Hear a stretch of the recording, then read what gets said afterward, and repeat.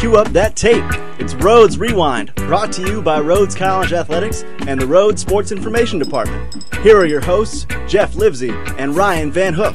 Good afternoon, ladies and gentlemen. Welcome to another edition of the Rhodes Rewind. I'm Jeff Livesey. And I'm Ryan Van Hook. We had a lot of Lynx teams in action this weekend. Start us off with the basketball teams, Jeff. The Rhodes women had two important conference games this weekend. Start off with a narrow victory over Center College on Friday.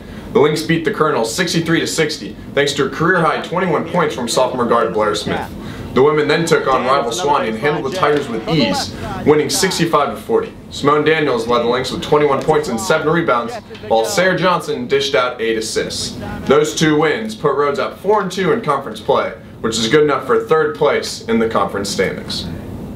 The men's basketball team also had a strong weekend, with two strong conference wins at home. Rhodes took down rival Center College 74-67 thanks to a big scoring outburst from Brennan Sullivan and clutch free throw shooting from Luke Collins.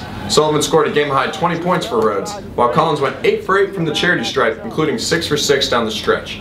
Rhodes then had to respond after an emotional victory to take on Swanee on Sunday afternoon. They did so with a 55-44 win. Drew Miller led all scorers in the game with 16 points, and the Lynx look to continue their role with games against Birmingham Southern and Millsaps next weekend. Now that we're in the heart of the winter, I guess it's time to go swimming. How did the Rhodes men's and women's swim teams do this weekend? Men's and women's swim teams traveled to Arkadelphia, Arkansas this weekend to do battle with the number 25 ranked team in Division II, Henderson State.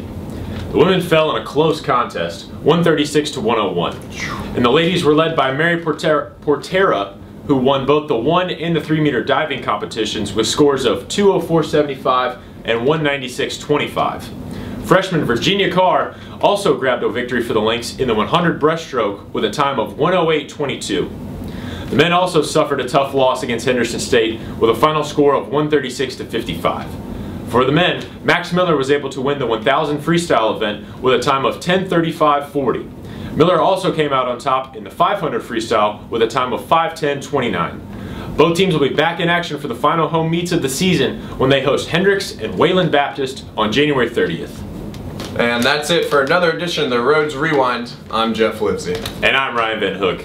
Adios, Lynx Gatos, and we'll see you next week.